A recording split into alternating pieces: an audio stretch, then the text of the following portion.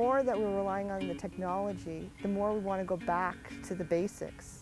The Gardens is identifying what it is we can do that's more natural to help support ourselves. The goal of every project basically is to empower. And what does it mean to empower? To give people an actual start so that they can move on their own.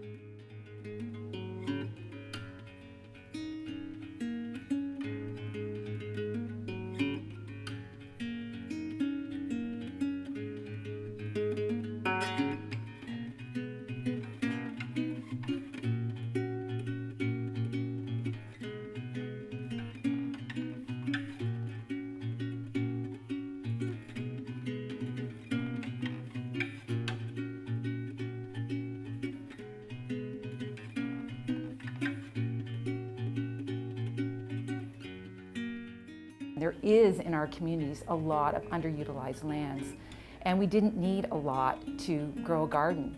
So we started to build these mobile planters, and there was really quick buy-in.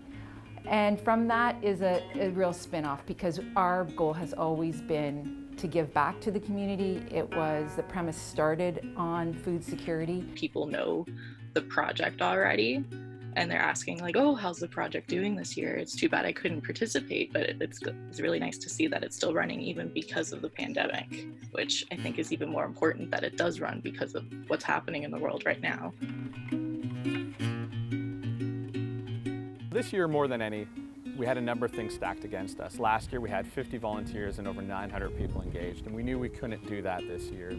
But against all of those pieces, it was a very easy decision to move forward with the Gardens this year.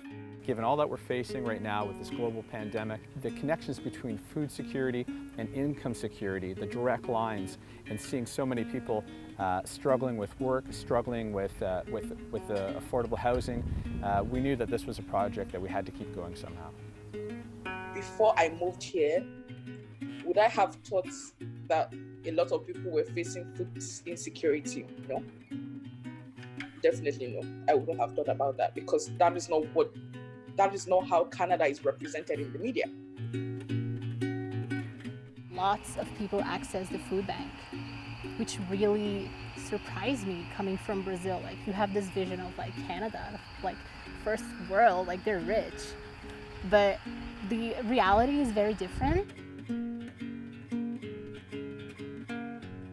We've had the Good Food Market running here now for 10 years in Lakeshore Village Park. This isn't new, but what's new is we bring fresh produce every week, and it's a free takeaway. So people can take away free herbs, cucumbers, zucchinis, tomatoes, and it helps to connect them with the project, learn about the gardens, and then we're able to really pull them in and engage them further in some of our programming. But what's great here is everybody comes to the Good Food Market. It's not designated for a certain group. There's not a needs assessment. This is for everybody in the community, and everybody can take free produce with them. Food security is not always visible, so the people who come to our Good Food Market, they purchase, $7, $20 worth of food, and it's not clear where food security is apparent. But one way of addressing it is to keep being rooted in the community, keep showing up with these markets and these different education initiatives. And I think in that way we will find the root of food insecurity and address it with a grassroots approach.